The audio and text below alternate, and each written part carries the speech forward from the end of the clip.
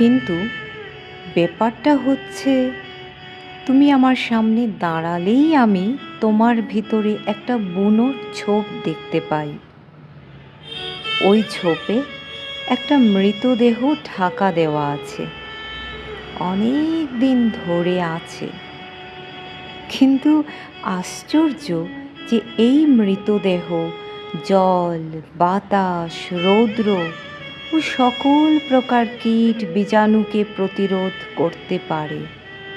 এর পচন নেই, বন্যপ্রাণীরাও এর কাছে ঘেঁষে না। রাতে আলো বেরোয় এর গা থেকে। আমি জানি মৃতদেহটা আমার, কিন্তু ব্যাপারটা হচ্ছে এই জারি জুড়ি এবার ফাঁস হওয়া প্রয়োজন। আর তা হবেও যেদিন চার পায়ে গুড়ি মেরে গিয়ে পা কামড়ে ধরে ওটাকে ঝোপ থেকে টেনে বার করব আমি। বিবাহিতাকে জয় গোস্বামী।